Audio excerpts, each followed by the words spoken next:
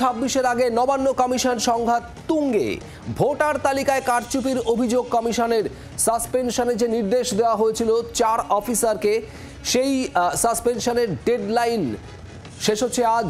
4 জন অফিসারকে, সরকারি অফিসারকে অবিলম্বে সাসপেন্ড করতে হবে, এমনটাই নির্বাচন কমিশনের নির্দেশ ছিল। মুখ্য সচিবের কাছে নির্দেশ এসে পৌঁছেছিল এবং রাজ্যের মুখ্য সচিবকে এফআইআর দায়েরেরও নির্দেশ দেয় নির্বাচন কমিশন। আজ বিকেল 3টের মধ্যে পদক্ষেপ নিতে হবে, জবাব তলব করেছে নির্বাচন কমিশন। নির্বাচন কমিশনের নির্দেশ মেনে আজ কি পদক্ষেপ করবে নবান্ন? 4 জন সরকারি অফিসারকে সাসপেন্ডের নির্দেশ নির্বাচন কমিশনের।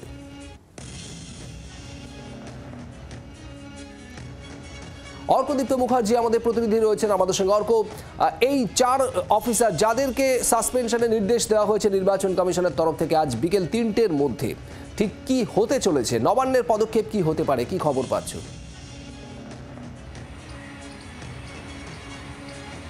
শুভদীপ, দেখো, 2 জন ইআরও, 2 জন এইআরও এবং আরও একজন ক্যাজুয়াল ডেটা এন্ট্রি অপারেটর, মোট 5 জনের নাম করে কিন্তু চিঠি এসে পৌঁছেছিল নবান্নতে নির্বাচন কমিশন থেকে। এবং এই 5 জনের মধ্যে 4 জন হচ্ছেন অফিসার, 2 জন ইআরও এবং এইআরও। তাদের বিরুদ্ধে ভোটের তালিকায় কারচুপির অভিযোগ ছিল বা কারচুপি কার্যত প্রমাণ পেয়েছিল কমিশন, এমনটাই কিন্তু কমিশন সূত্রে খবর। এবং তাই জন্য তাদেরকে ইমিডিয়েটলি বরখাস্ত করতে হবে এবং তাদের বিরুদ্ধে এফআইআর লঞ্চ করতে হবে, এই মর্মে চিঠি এসে পৌঁছয় নবান্নর কাছে। এবং রীতিমতো ডেডলাইন বেঁধে দেওয়া হয়। আজকে দুপুর 3টে, 3 দিন আগে চিঠি আসে এবং আজকে দুপুর 3টের মধ্যে ব্যবস্থা গ্রহণ করে তার রিপোর্ট নবান্নতে পাঠানোর কথা বলা হয়েছিল কমিশনের তরফ থেকে। এখন দেখো খুব ভাইটাল আজকে দিন। এখন সকাল 8টা বাজে, 7 ঘন্টার পরে রয়েছে। নবান্নর তরফ থেকে কি পদক্ষেপ নেওয়া হয় সেটা কিন্তু অত্যন্ত গুরুত্বপূর্ণ হতে চলেছে। আদৌ নবান্নর তরফ থেকে আজকেই কোনো পদক্ষেপ নিয়ে কমিশনকে জানানো হবে, নাকি কমিশনের সাথে কোনো রকম আলোচনায় বসে কোনো মধ্যস্থতা বার করার চেষ্টা হবে? কারণ ইআরও এবং যে 2 জন ইআরও এবং যে 2 জন এইআরও, এদের বিরুদ্ধে কিন্তু অত্যন্ত কঠিন অবস্থান নিয়েছে কমিশন। এবং আরও একটা বিষয়, যে মুখ্য নির্বাচনী আধিকারিকের দপ্তরে এইরকমই এই ইআরওদের এবং আরও বেশ কিছু ইআরওদের কিন্তু ডেকে পাঠানো হয়েছিল, কথাবার্তা বলা হয়েছিল। তাদের মধ্যে এই কয়েকজনের নামই কিন্তু আপাতত কমিশন জানিয়েছে যে এনাদেরকেই বরখাস্ত করতে হবে এবং এফআইআর লঞ্চ করতে হবে। আর 7 ঘন্টা বাকি।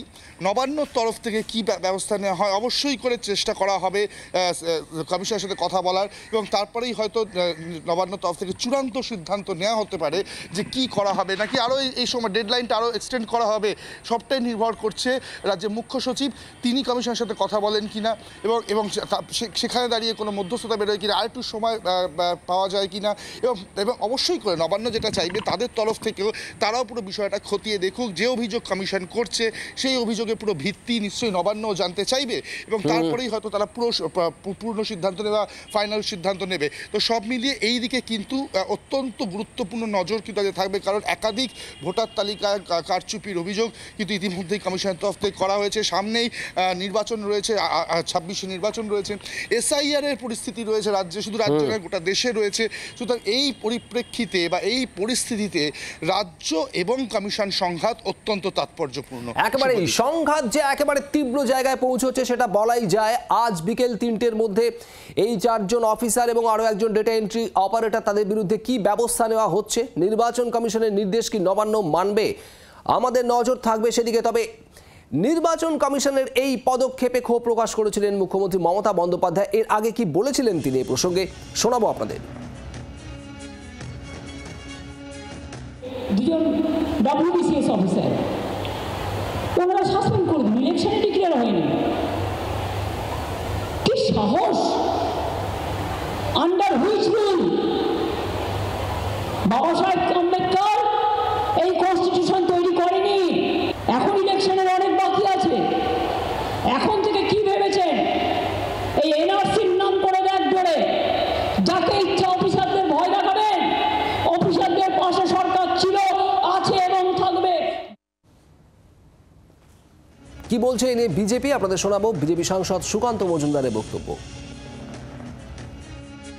বিজেপি নেতাদের নামে এফআইআর হলো, আর নির্ভয়ার মাকে যে পুলিশ মেরে মাথা ফাটিয়ে দিল বা মাথা ফুলিয়ে দিল তার এফআইআর হবে না? মনোজ বর্মার বিরুদ্ধে তো এফআইআর হওয়া উচিত সবার আগে। এবং যেভাবে পুলিশ একটি গণতান্ত্রিক শান্তিপূর্ণ আন্দোলনকে যেভাবে ধ্বংস করার চেষ্টা করেছে, তো পশ্চিমবঙ্গে কেন ভারতবর্ষে বিরল। বাংলার আওয়াজ, বাঙালির আবেগ, জি 24 ঘন্টা।